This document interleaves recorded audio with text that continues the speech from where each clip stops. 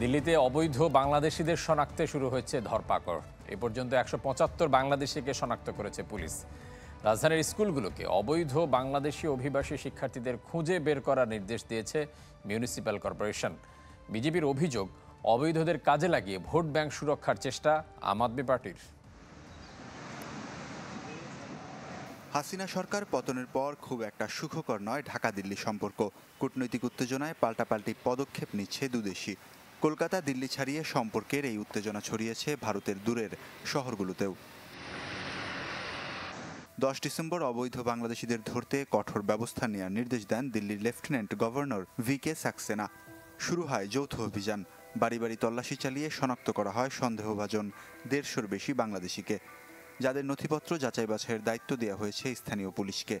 এসব অভিবাসীদের বাড়ি ভাড়া দেওয়া মালিকের বিরুদ্ধেও ব্যবস্থা নেওয়া হচ্ছে। অভিযানের অংশ হিসেবে নজরে আনা হয়েছে দিল্লির স্কুলগুলোকেও। শিক্ষা প্রতিষ্ঠানগুলোকে অবৈধ বাংলাদেশিদের সন্তানদের খুঁজে বের করার নির্দেশ দিয়েছে দিল্লি মিউনিসিপ্যাল কর্পোরেশন। ভর্তির সময় শিক্ষার্থীদের পরিচয় যথাযথভাবে শনাক্ত করতে বলা হয়েছে। এছাড়া বাংলাদেশ থেকে আসা কোনো অবৈধ অভিবাসীকে জন্ম সনদ না দিতে ভারতের জনস্বাস্থ্য বিভাগের সাথেও আলোচনা করেছে MCD। এই জাতীয় অভিবাসীদের দখলে থাকা অঞ্চল থেকেও তাদের অপসারণের নির্দেশ দেওয়া হয়েছে।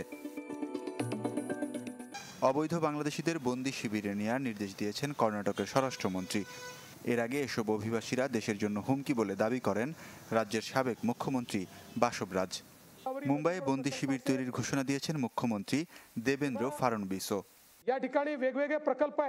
বিজেপির অভিযোগ, নিজেদের ভোট ব্যাংক সুরক্ষিত করতে দিল্লিতে অবৈধদের বসতি স্থাপনের সুযোগ দিয়েছে ক্ষমতাসীন আম আদমি পার্টি। বাংলাদেশিরা দিল্লির নাগরিকদের অধিকার কেড়ে নিচ্ছে বলে দাবি দিল্লি বিজেপি সভাপতি সচদেবার। ওয়ালিউল্লাহ ফারুক, চ্যানেল 24। মিয়ানমারে চলমান গৃহযুদ্ধে জান্তা ও বিদ্রোহীদের হয়ে লড়ছেন মণিপুরের মেইতেই ও কুকি সম্প্রদায়ের যোদ্ধারা। গেল কয়েক মাসে অত্যাধুনিক অস্ত্র নিয়ে মিয়ানমার থেকে মণিপুরে প্রবেশ করেছে তারা, যাতে 1.5 বছরের বেশি সময় ধরে সংঘাতময় পরিস্থিতি হয়েছে আরও জটিল। গত বছরের মে মাস থেকে মেইতেই ও কুকি সম্প্রদায়ের মধ্যে চলা সংঘাতে উত্তপ্ত মণিপুর রাজ্য।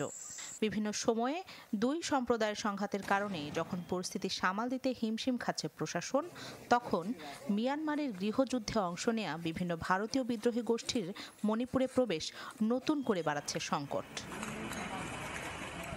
পাল্লা দিয়ে বাড়ছে চাঁদাবাজি ও অবৈধ মাদক ব্যবসা।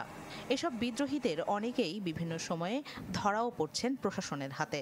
তাদের কাছে মিলছে rocket launcher, machine gun, sniper, assault rifle ও AK-47 মতো শক্তিশালী অস্ত্র। প্রশাসনের দাবি, মণিপুরের মেইতেই অধ্যুষিত এলাকায় প্রায় 1,500 অবৈধ অস্ত্র আমদানি হয়েছে, আর কুকি অধ্যুষিত এলাকায় এই সংখ্যা 2,000।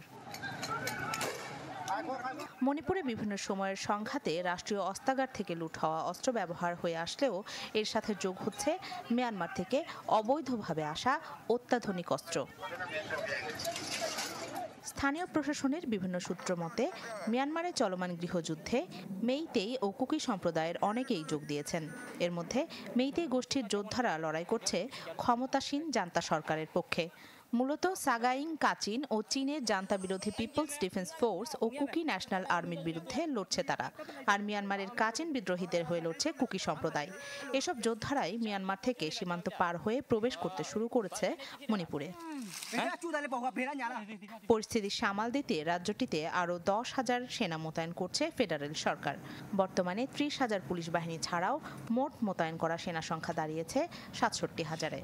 মণিপুরে প্রায় 19 মাস ধরে চলা কুকি মেইতেই সম্প্রদায়ের সংঘাতে এ পর্যন্ত প্রাণ গেছে 260 জনের, বাস্তুচ্যুত 60,000-এর বেশি মানুষ। রাখি জেসমিন, চ্যানেল 24। দর্শক, মালয়েশিয়ায় গেল 20 দিনে ইমিগ্রেশনের অভিযানে 626 বাংলাদেশি সহ আটক করা হয়েছে প্রায় 2,500 বিদেশি নাগরিককে। অবৈধ নাগরিকদের জন্য দেশটিতে সাধারণ ক্ষমার যে মেয়াদ, সেটি শেষ হচ্ছে 31শে ডিসেম্বর। এ নিয়ে আরও জানাতে এই মুহূর্তে মালয়েশিয়া থেকে আমাদের সাথে যুক্ত হচ্ছেন সহকর্মী ওয়াহিদ সোহান। আমরা যাচ্ছি তার কাছে। সোহান, বাংলাদেশিদের পাসপোর্ট একটা জটিলতা ছিল, সেটি সমাধানে আসলে হাইকমিশন থেকে কি পদক্ষেপ নেওয়া হয়েছে? পাশাপাশি আরেকটা বিষয় হচ্ছে 31শে ডিসেম্বরের মধ্যে অনেক বাংলাদেশি অবৈধ হওয়ার শঙ্কায় রয়েছেন, সেটি নিয়ে তারা কি ভাবছেন?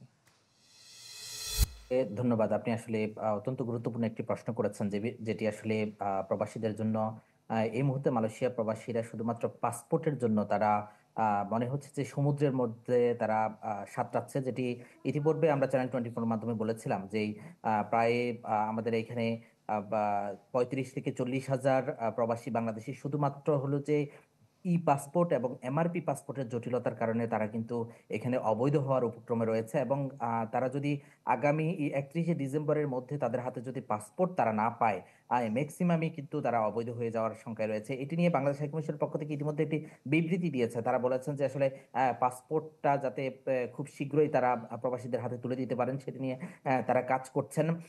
কিন্তু এর আগেও আমরা বলেছিলাম যে সর্ষের মধ্যে ভূত থাকলে যা হয়, তারই ধারাবাহিকতায় বাংলাদেশের পাসপোর্ট বিভাগের সাথে এখানকার মালয়েশিয়ার কর্মরত হাইকমিশনের যে সমস্ত কর্মকর্তারা রয়েছেন তাদের যে একটা সিন্ডিকেট গড়ে উঠেছিল, এই সিন্ডিকেটের পাসপোর্ট এবং এমআরপি পাসপোর্টের সিন্ডিকেট জটিলতার কারণে কিন্তু এটি স্থবির হয়ে পড়ে।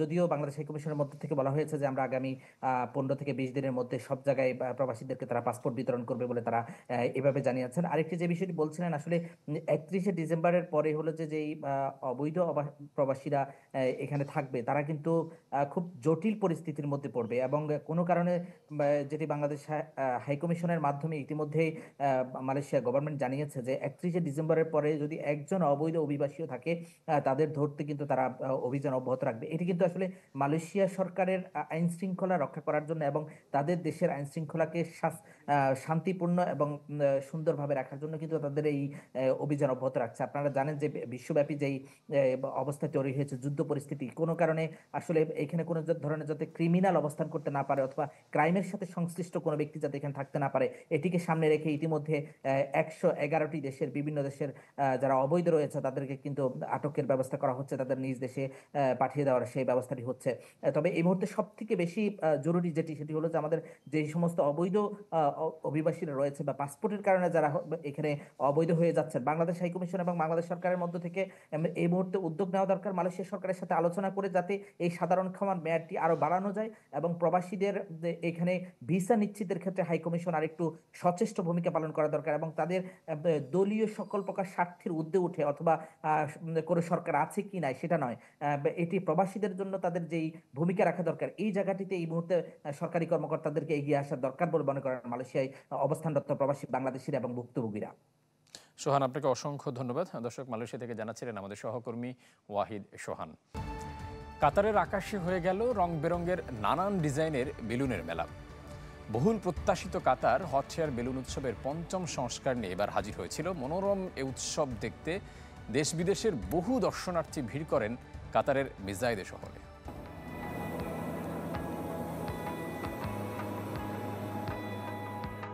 পঞ্চম কাতার হট এয়ার বেলুন উৎসবের শেষ দিনে কাতারের মেসাইদ শহরের আকাশ সেজেছিল নানান রঙের বেলুনে।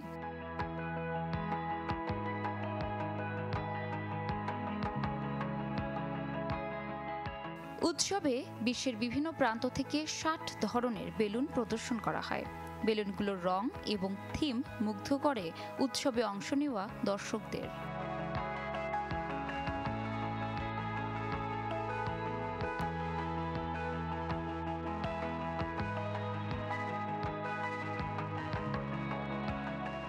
এবছরের উৎসবটি আরো চমকপ্রদ ছিল।